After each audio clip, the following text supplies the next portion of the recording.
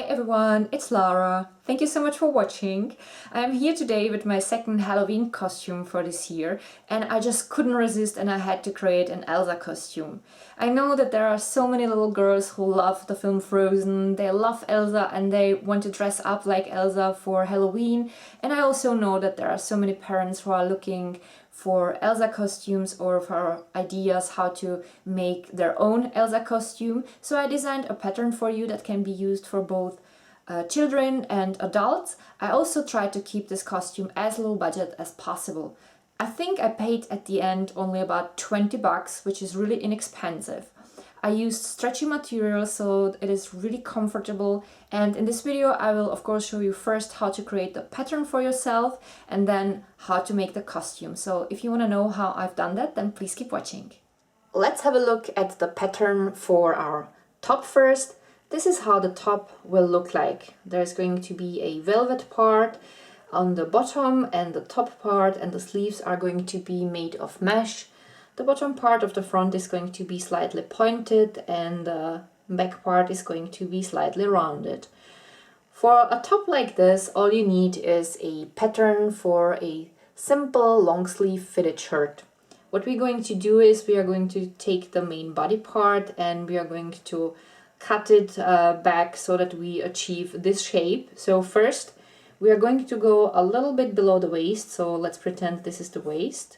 And we are going to cut here a pointy shape, it's like a V, on the bottom. And then we are going to go a little bit above the place where the side seam ended, and we are going to draw a round line. And this is where we part the front part of the top on the upper part, So now we are going to end up with this piece. This is for the mesh and this is for the velvet, and the pink stripe here marks the seam allowance that we need to add. So anytime you part a pattern, you always have to account for seam allowance, so make it about half an inch, maybe an inch. It depends how big seams you like to make, how far from the edge you like to sew.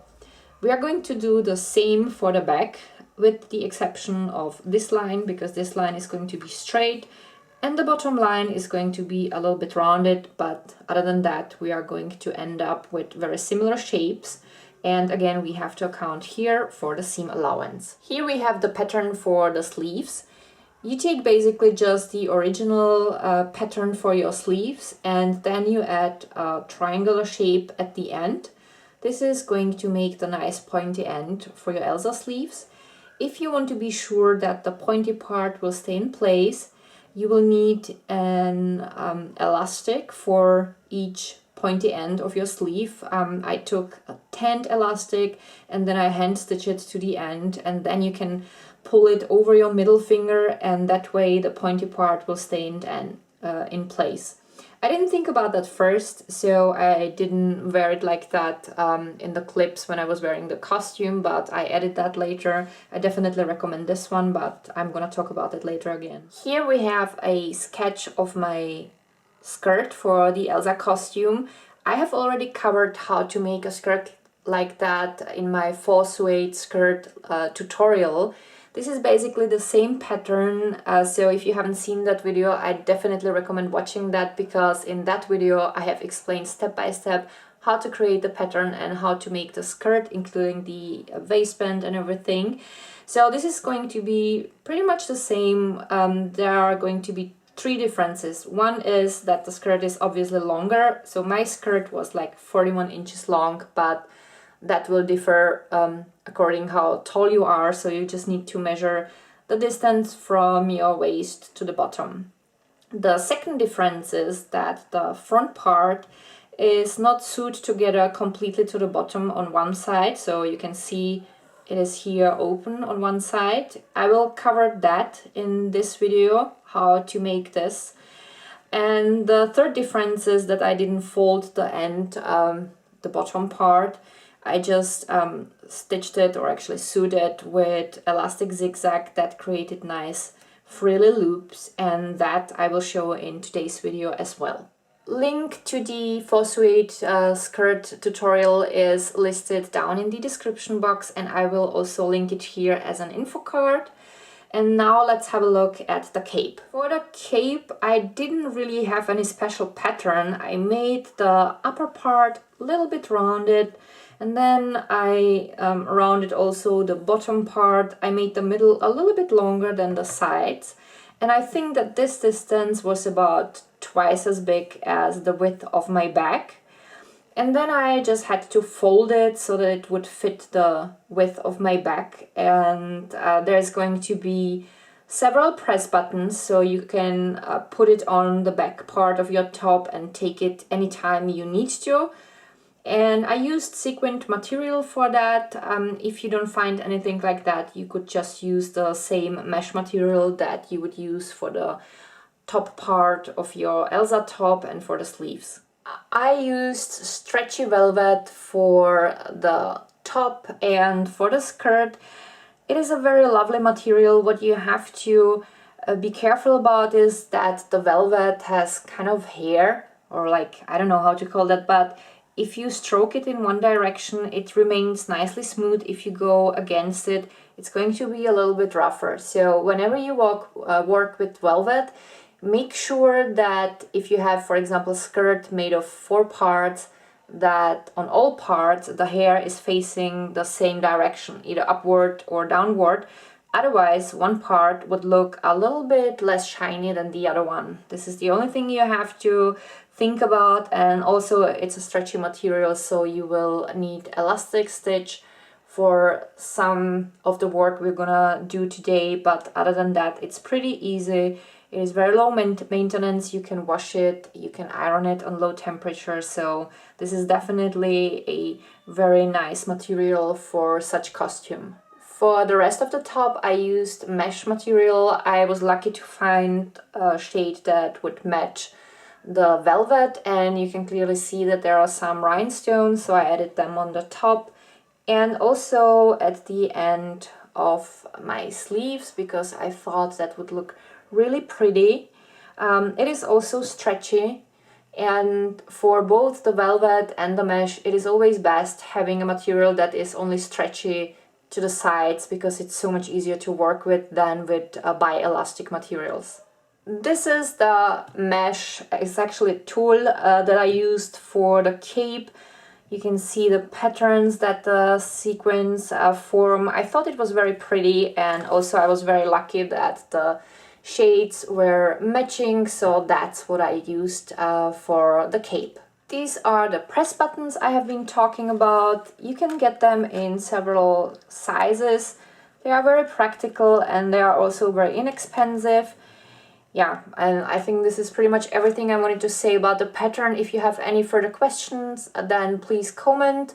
And now let's have a look how to make the costume itself. Here we have the both mesh and velvet parts for my top. These are the mesh parts for my sleeves. Those are the 4 velvet pieces for my skirt. Here is the velvet part for my waistband and my elastic band. And finally the piece for my cape that is folded in the middle. Let's start with the top. The first step was to take the mesh parts and to pin them to the velvet parts. Here is what the front part looked like once it was pinned in place. I repeated the procedure on my back part. And then I have sewn the pieces together with an elastic stitch. I cut back any excess fabric and then I folded the seam downwards and pinned it in place.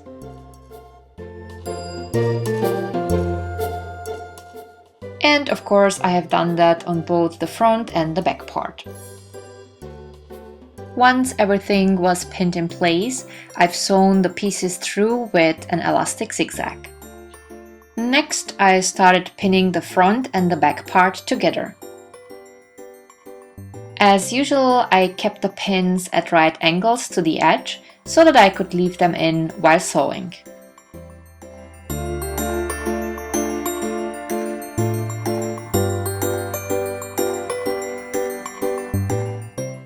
Here is how the parts looked like once they were pinned together. I sewed the parts together with a straight stitch, and then I went through again with a small zigzag and I cut back any excess fabric. On the bottom part of my top, I simply folded the fabric and then I have sewn through with the elastic zigzag. Before I continued, I decided to iron the piece. Then I put in a piece of baking sheet and I started positioning the hotfix rhinestones. I also positioned the rhinestones at the end of my sleeves before I sewed them together. Here is what the pattern looked like. I covered the rhinestones with a sheet of fabric and then I carefully ironed over it. I needed to hold the iron for at least 30 seconds so that the glue could melt, and then it looked like this. As a next step, I pinned my sleeves together. Again, I kept the pins at right angles with the edge, and then I sewed through with a straight stitch, and then again with a small zigzag, and I cut back any excess fabric until it looked like this. Then I made sure that I have the right sleeves, meaning right sleeve for the right side and left sleeve for the left side, and I pinned them inside of my top. Pinning here at right angles with the edge is an absolute must. Believe me, this is so much easier because once you are able to keep the pins in place, the fabric will stay in place and sewing on your sleeve will be that much easier. I have sewn the sleeves on with an elastic stitch, and at the end I cut back any excess fabric. Well, and then my top was done.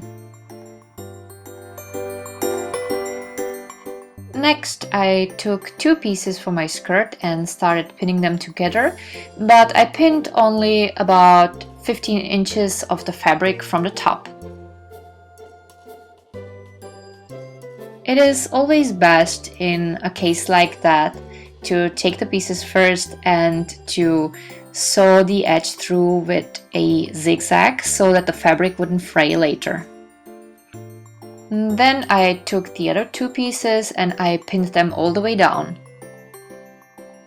I also pinned together the ends of my waistband. Here we have again the first two skirt parts that are sewn together only several inches. I folded the fabric and I started pinning it in place. And I have done that all the way down, also on the parts that haven't been sewn together. Then it looked like this. And I have sewn through with a straight stitch. The following steps were pretty much the same like in my faux suede skirt tutorial, so I will skip them here, but what I'm doing now here is edging the bottom of my Elsa skirt. That I'm doing differently. I am sewing the edge with a very short zigzag, and while I'm sewing, I am stretching the fabric out so that it would create those fancy frilly loops. Once my skirt was finished, I only had to iron it. For my cape, I took the mesh fabric with sequins and I started making several folds until I achieved the same width as the back part of my top. Here is what the folds looked like once they were pinned in place. I sewed through first with a straight stitch, then I folded the fabric and I sewed through with an elastic zigzag until it looked like this. Then I sewed several plastic press buttons on both the cape and the back part of my top. That way I will be able to put the cape on whenever I want to, and I can take it down anytime I need to. Those little plastic press buttons are translucent. That way, whenever you would take your cape off, the buttons would be practically invisible. The press buttons come in several different sizes and they are really inexpensive. I bought a pack of 18 pieces and it cost me only €2.10, which is something around $2. Once I have sewn on all of my press buttons, my costume was done.